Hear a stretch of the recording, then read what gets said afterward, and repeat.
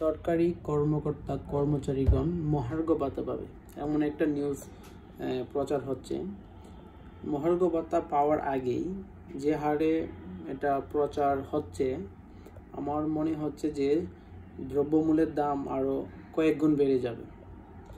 আসলে এখনই তো মহার্ঘ ভাতা পাচ্ছে না, জাস্ট সেটা একটা কমিশন গঠন হয়েছে। এই কমিশন একটা মতামত প্রকাশ করবে, আর এটা খুব শীঘ্রই নাকি একটা মিটিং হয়ে খুব দ্রুত এটা দেওয়ার একটা চিন্তা ভাবনা সরকারের রয়েছে। কিন্তু এটা দেওয়ার আগেই যে হারে গণমাধ্যম, ফেসবুক, বিভিন্ন মানুষের মুখে মুখে যে উঠে গেছে সরকারি কর্মকর্তাগণদের বেতন বৃদ্ধি পাবে, অলরেডি তো জিনিসের দাম বেড়েই গেল। এরকম মহার্ঘ ভাতা পাওয়ার আগে যদি এইসব নিয়ে আবার বিভিন্ন মিডিয়াতে বিভিন্ন লোকে মুখে আলোচনা যে হারে হচ্ছে, মনে হচ্ছে যে আরও কয়েক গুণ জিনিসপত্রের দাম বেড়ে যাবে।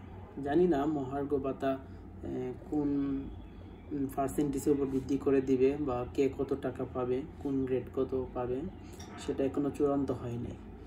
জাস্ট শুধু ওরা একটা আলোচনা করলো, একটা কমিশন গঠন করলো যে এটা দিবে। হ্যাঁ, অবশ্যই দিবে, যেহেতু এরকম একটা নিউজ আসছে, জনপ্রশাসন সচিব বলল। তো আমরা আশা করি যে মহার্ঘ ভাতা পাবো। কিন্তু আমার কথা হলো, মহার্ঘ ভাতা পেলেই যে দ্রব্যমূল্যের দাম বাড়াতে হবে এরকম কিছু না। আসলে এই বিগত কয়েক বছরের দ্রব্যমূল্যের দাম এত হারে বেড়েছে যে তা আসলে প্রকাশ করা যায় না।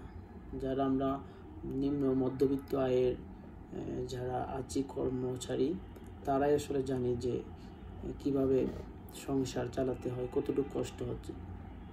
তো আমার মনে হয় যে এখন মহার্ঘ ভাতা যদি সরকার দেয়, তারপরেও এই বর্তমান দ্রব্যমূল্য যে হারে দাম বেড়েছে, হ্যাঁ, এই মহার্ঘ ভাতা দিয়েও কিন্তু সংসার চালানোটা অনেকটা কঠিন হয়ে যাবে। তো আর যাতে দ্রব্যমূল্যের দাম না বাড়ে, সেই বিষয়টা আসলে দেখা উচিত সরকারের, এটাই।